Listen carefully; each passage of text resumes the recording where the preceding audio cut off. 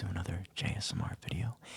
Happy Canadian Independence Day for those of you that are celebrating, and of course to those of you that are not, because why else would you have clicked on this video if you didn't want to hear some fun facts about Canada? So, a little bit of a basic premise for the video.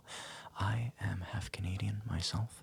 Beyond that, a few of my recent family generations have heritage in Canada. So, I have a few family ties up there still, and a few historical family ties up there.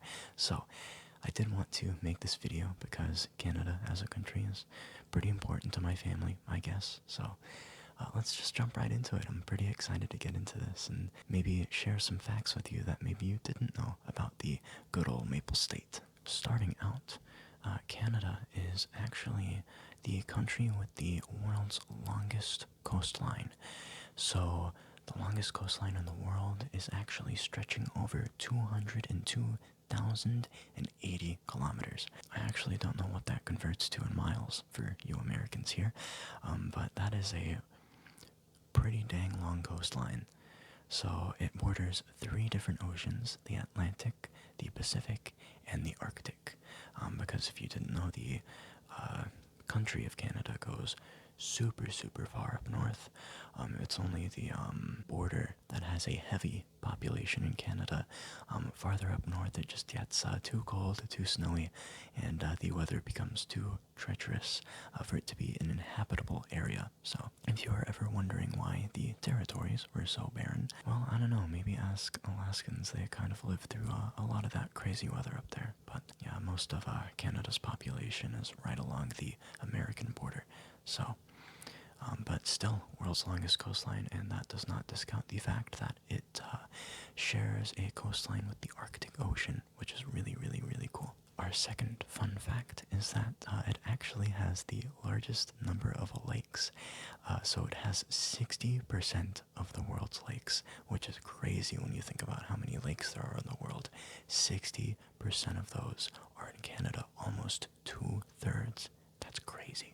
So this includes some smaller lakes. I mean, many smaller lakes. There's a lot that makes up that 60%, as well as world-famous lakes like Lake Superior and Lake Ontario, and of course shares a national border with a lot of the United States Great Lakes. So, very cool fact there. Number 3 is it has a official bilingualis. So, Canada is officially bilingual, of course, as many of you probably know. It does have English and French, which it considers both official languages of the country.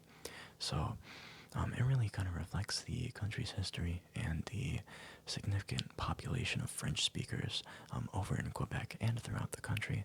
Ontario, I believe, has a pretty large French population as well. And fun fact, it is actually legally required for traffic signs and certain labels and stuff like that within Quebec and Ontario to be labeled in both English and French.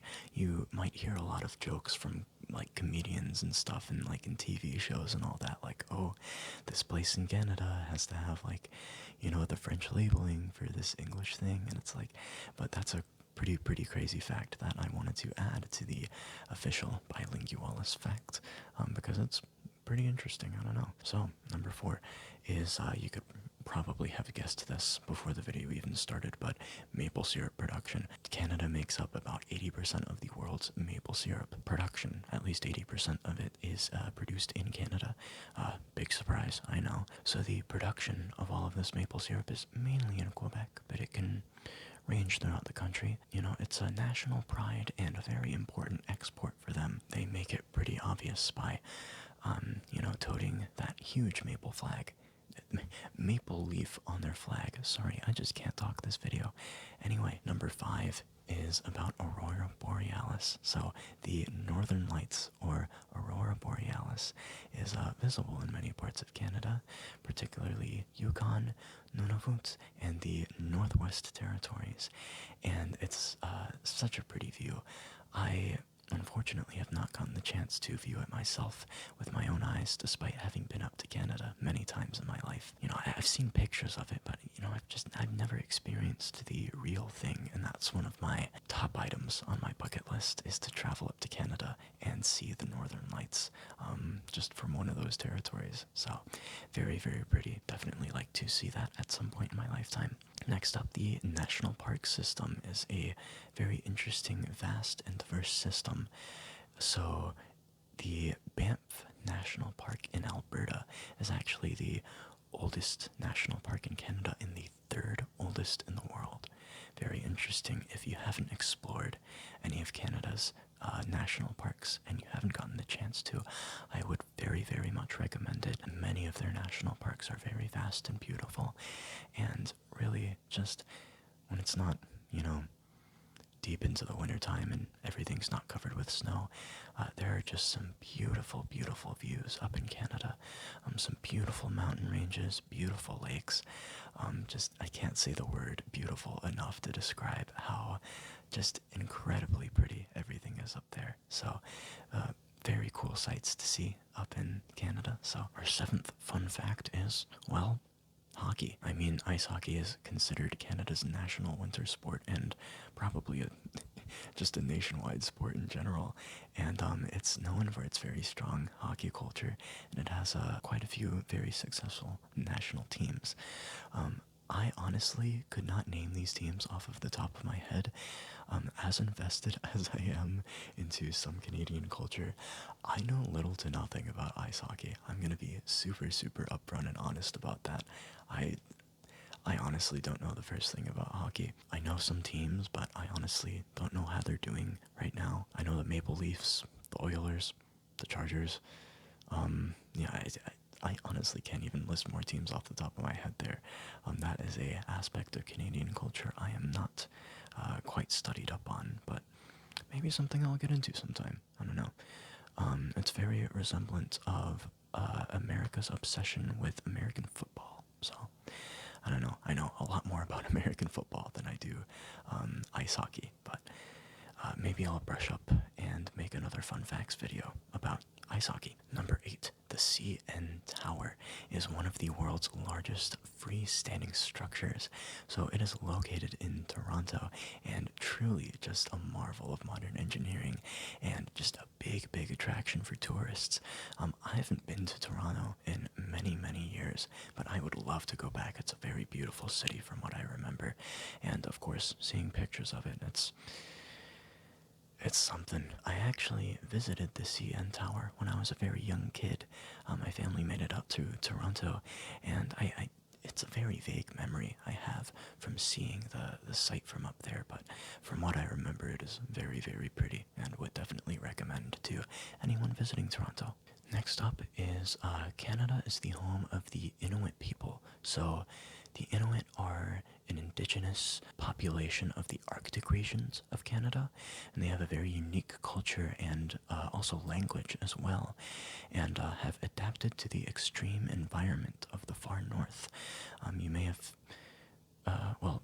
I've seen some depictions of the Inuit people in media, but honestly, until I was gathering some quick fun facts for this video, I honestly didn't know, that the Inuit people were considered, as a population, and that they were as far north as they were. It's honestly pretty brutal, the conditions these people live in, so very, very interesting. Number 10, of course, as I mentioned in my fact about national parks, the Canadian Rockies are part of a major mountain system that extends into British Columbia and Alberta, and it offers you some of the just most beautiful natural landscapes. Again, saying the word beautiful 1,000 times does no justice to how beautiful some of these mountain ranges are up in Canada. Of course, as I said with the national parks, I would definitely recommend visiting a mountain range or two if any of you ever make it up to Canada. So next up, the polar bear capital is what Churchill, Manitoba is dubbed. It's known as the polar bear capital of the world, and it's one of the few human settlements where you can actually observe polar bears naturally in their habitat, just in the wild. It's really, really cool, and I'd love to make it up to Manitoba someday. I haven't visited as many places up in Western Canada, because of course I'm on the East Coast. I've only been up to British Columbia. Probably pretty cool to see. I'd love to see some just polar bears out in the wild doing their thing. That would be a pretty cool sight to see. So next fact is one of my favorite facts. So the Nanaimo bar is a uniquely Canadian dessert, and it really originates from Nanaimo, which is in British Columbia. So it's a no-bake treat with a crumb-based layer and a flavored custard. It's like a buttery icing in the middle and a chocolate layer on top. It's a very, very awesome Canadian delicacy and would very much recommend for those of you looking for something cool to bake at home. If you haven't tried Nanaimo bars already, I would definitely try it. My mother is very, very good at making Nanaimo bars, and I'm so excited every time she makes them.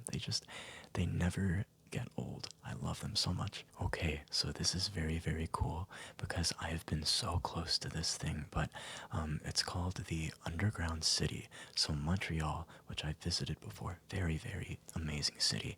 Would recommend literally anyone in Quebec. And it's home to the largest underground complex in the world, known as Réseau or La Ville Souterraine. I hope I'm pronouncing that right. I have no idea Quebecois pronunciation, so, but it's actually an underground city that features shops, hotels, restaurants, and even a university. So, pretty cool thing there.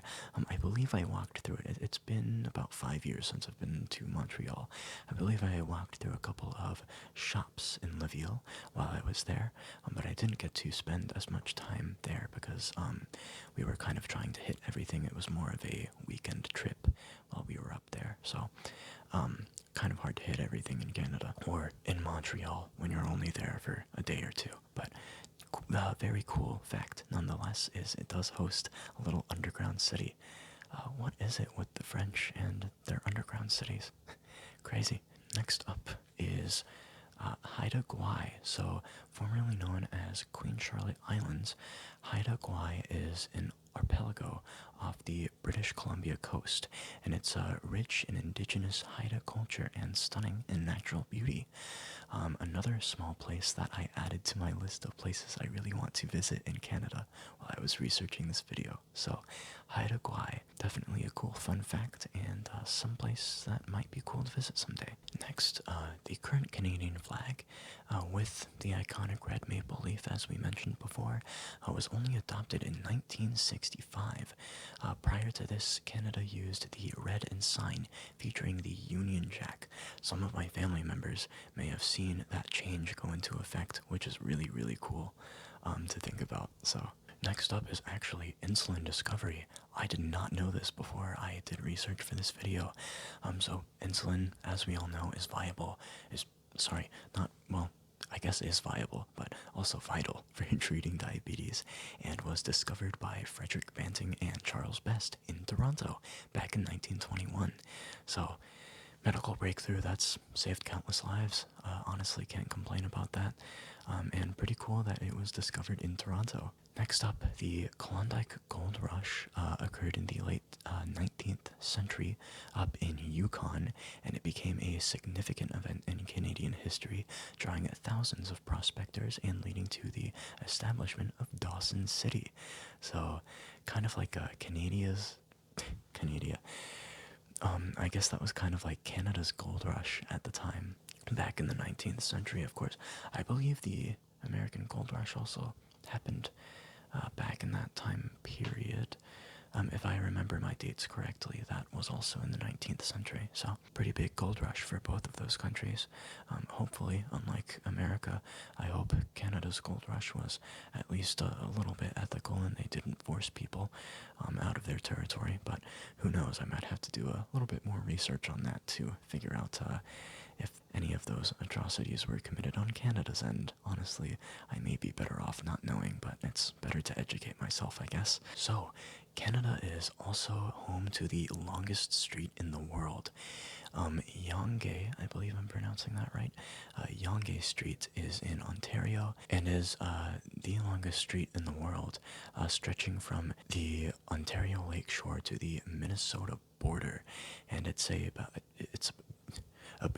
about, however I want to pronounce that word today. It's about 1,896 kilometers long. Sorry, I kept wanting to say 1800 there. I kept jumbling my words. Anyway, so Ogopogo. Canada has its own version of the Loch Ness Monster known as Ogopogo, and it's said to inhabit the Okanagan Lake in British Columbia. I never saw the Okanagan Lake myself when I was up there. I was only in Victoria, so maybe I would have seen, maybe some vague signs of Ogopogo. As many of you probably know, this is a better known fact, but Canada played a significant role in the War of 1812 between the US and the British Empire. So key battles, including those at Queenston Heights and York, now Toronto of course, were fought on Canadian soil. Also, another fun fact on top of that, while we're talking about 1812, is Canada actually has never lost a war, because this is really the only major war they were involved in. And I say they've never lost a war, but they've never really had a fighting chance to be in a major war. So maybe they will someday. I hope not. But every war they've assisted the states in has gone pretty well for them. So definitely happy for their military there. So Canada is also home to the world's smallest jail in Rodney, Ontario. So it only measures about 24.3 square meters and was operational until the 1960s.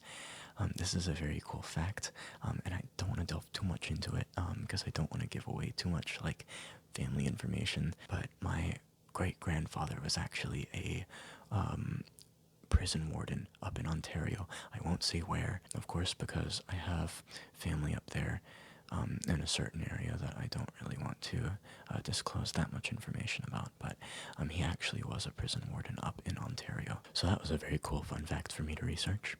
Anyway, in Regina, Saskatchewan, is actually home to the windiest street corner in Canada, and it's become a quirky local landmark. I'm not sure which which street corner it actually is. I wasn't able to find it online with a quick search, but sorry, I threw a lot of this video together pretty quickly because I wanted to get a lot of different cool fun facts for you guys. But yeah, Regina, Saskatchewan is home to the windiest street corner in Canada.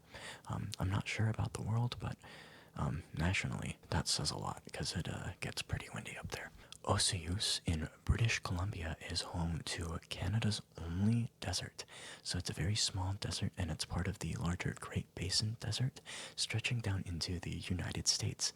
I found this very interesting because it's really freaking cold up there. I don't know how the heck there is a desert residing in Canada anywhere up there, but I guess there is, and it's part of the Great Basin Desert. So I guess that's just another geographical anomaly with Canada. We have a lot of those up there.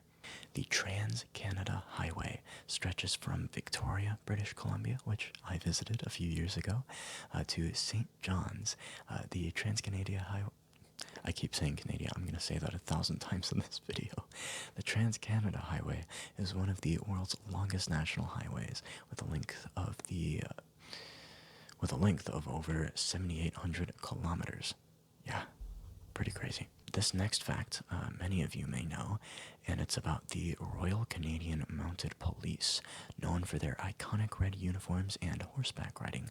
They are a unique and globally recognized Canadian symbol, and as someone who's been up to Canada before and knows a few Canadians, I actually gotta say, the Mounties are not a police force you want to fuck around with.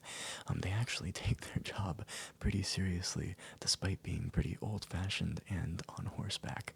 So yeah, if you ever see a Mountie, feel free to observe them. They're pretty wild to see in their natural habitat, but definitely not to be messed with. They take their job pretty seriously up there. So totem poles, British Columbia is pretty renowned for those. They're intricately carved by First Nations people, and they serve as emblems of their rich cultural heritage. I wonder if that has anything to do with populations like the Inuit. I know there's a lot of cultural significance and a lot of heritage up there in northwestern Canada. Of course, a pretty iconic fact is the Montreal Bagel.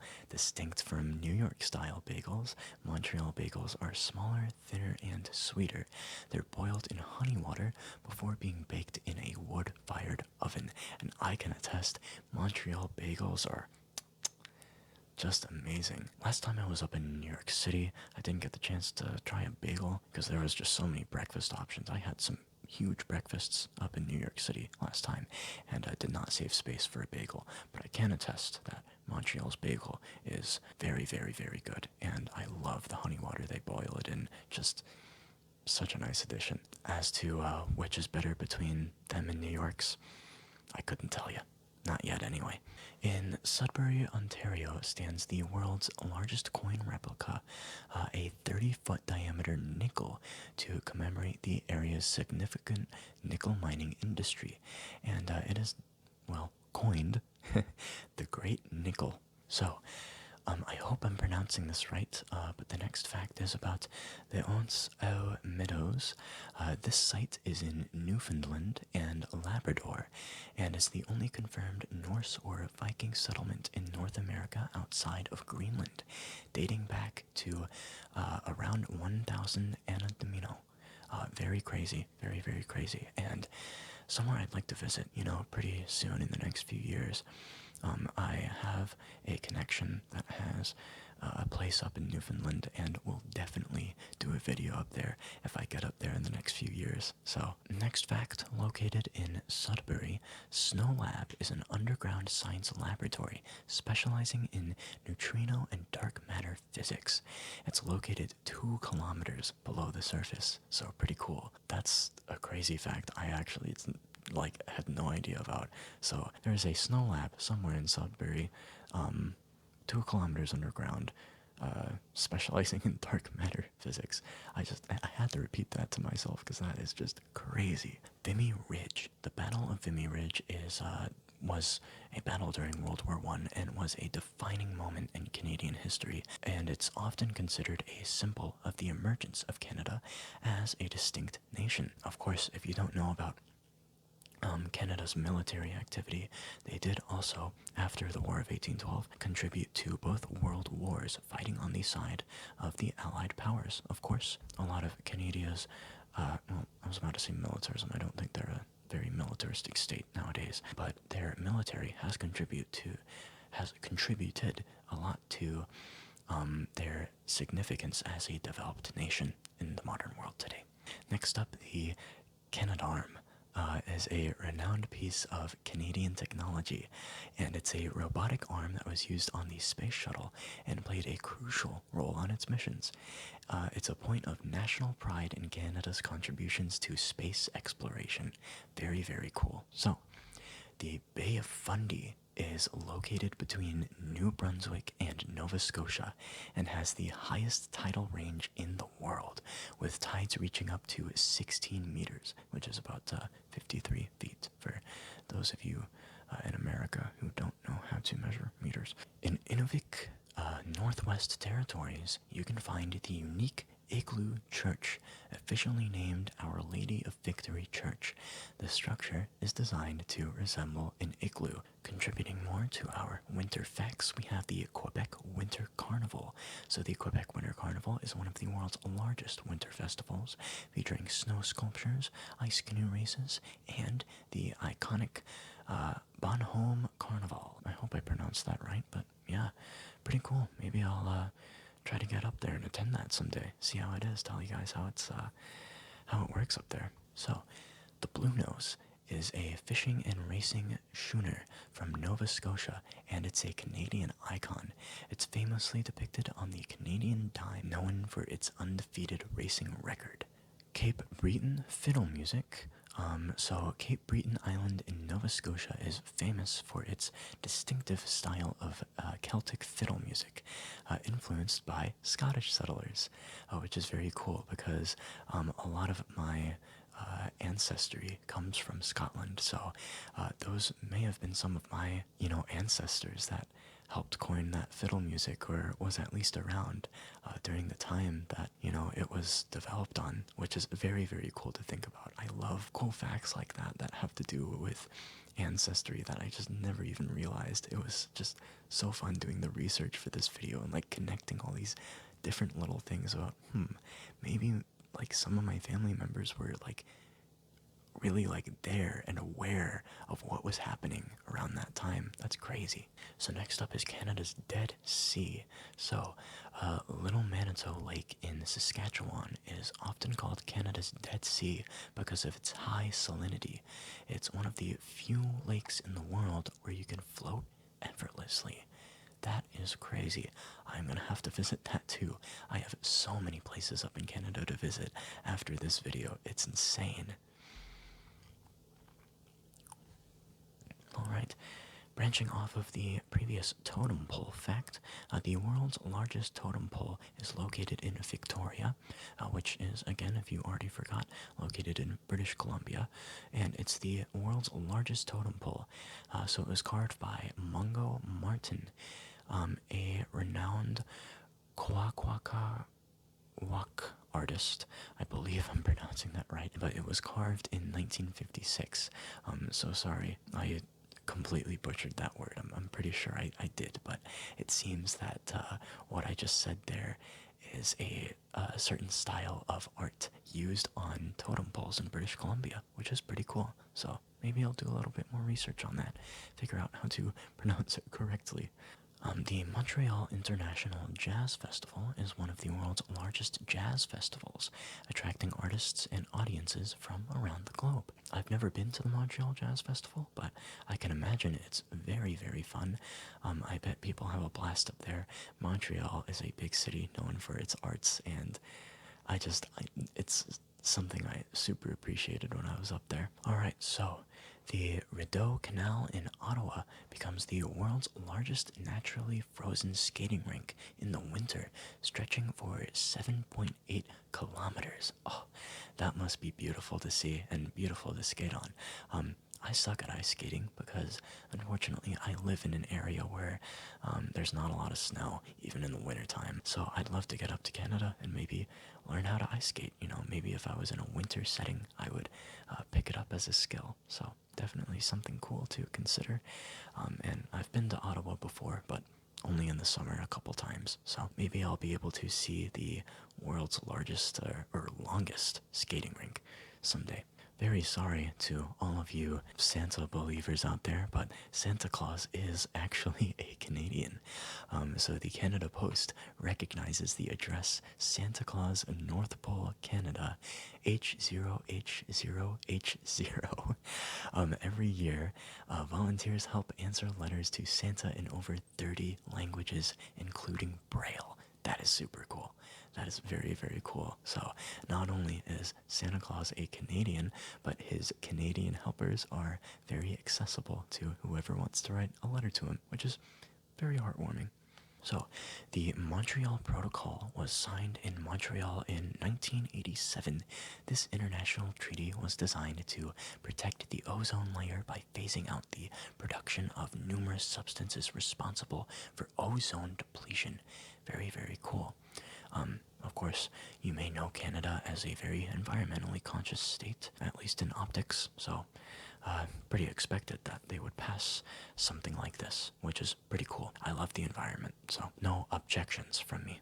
So, Canada's national animal is the beaver, and it's an animal known for its industriousness and building skills, and is an official symbol of Canada, representing the country's history in the fur trade, which is pretty cool. I actually was unfamiliar with our presence in the fur trade overall before this video.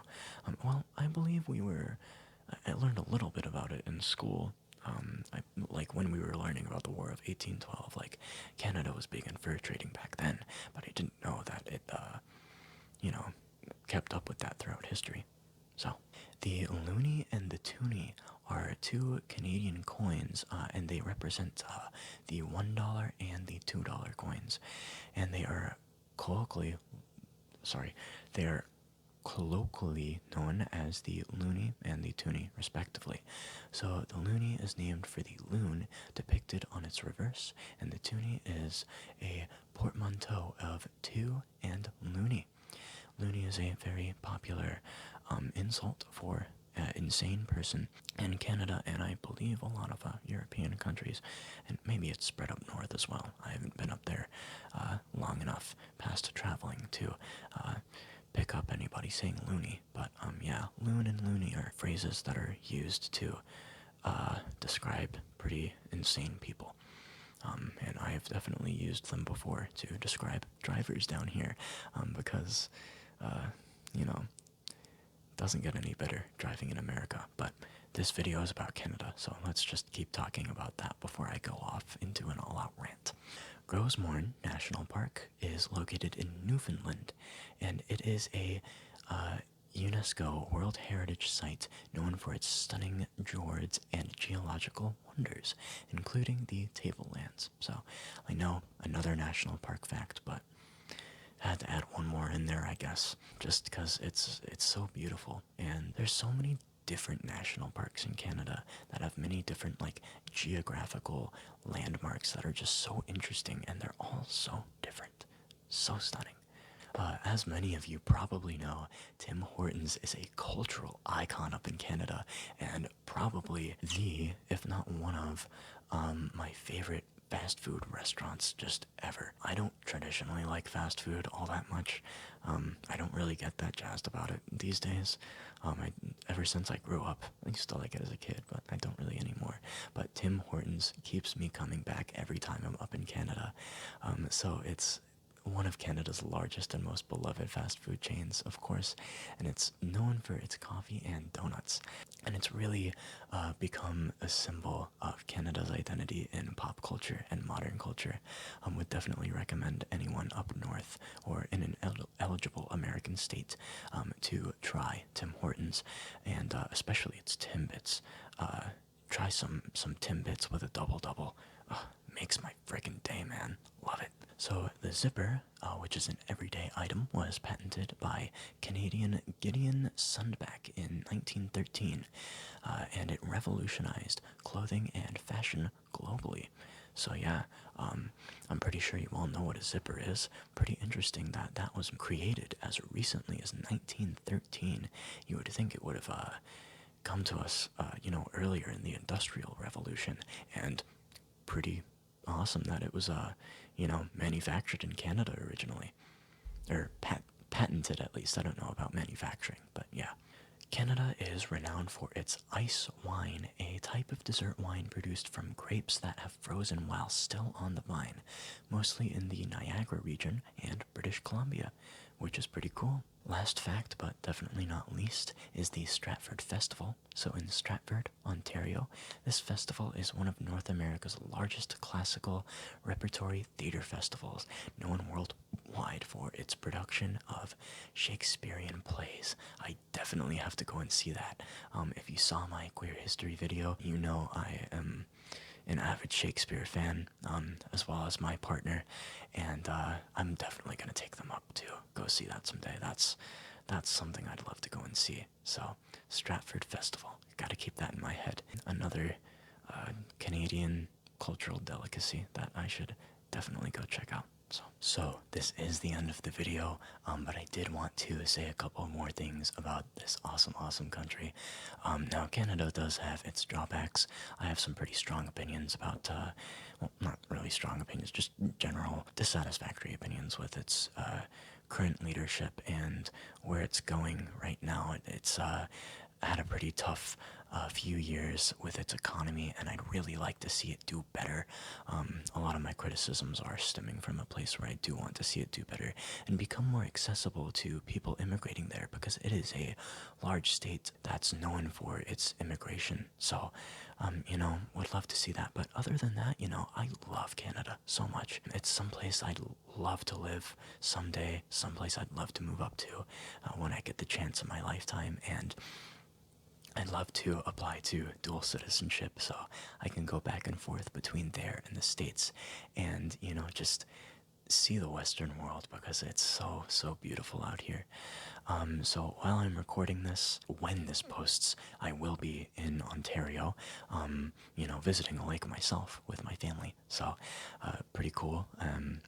So hello from Canada, whoever is watching this by the time it's posted. And I did want to detail a little more about where I've been within Canada. So a few cool places I've been to or seen is Ottawa, Ontario, Montreal in Quebec, of course, two of my favorite cities just ever that, I've researched or visited. Definitely two of my favorite cities to visit. I've also been to Victoria and British Columbia and would love to visit many more Western spaces and cities in Canada, as I detailed in this video. I have also been to a few smaller places in Ontario where my family resides and where my, usual vacation spot up there is, which I will not disclose, of course, out of family confidentiality. But I do have a really cool vacation spot up there where I will be recording a video that will probably post about a week or so from when this posts. So look out for that pretty soon. And also, let's see, I have been to Niagara Falls as well. That was a very cool trip I took with my family about a decade ago. So I have a bit more of a foggy memory of that, as well as Toronto, of course. I don't believe that was the same trip as Niagara Falls, but I did get the chance. Even as a child, it was so cool to see the falls just directly, and, even like, I believe it was 11 years ago, actually. Even 11 years later, I still have a burning image of, in my mind of how those falls looked. And, I just wanted to extend my love for Canada and share my love for Canada with you guys today. So I really hope you guys enjoyed this video. I know it was a long one, but it was definitely worth sticking around for. So I hope you guys are having a good night wherever you are. And yeah, good night from Canada.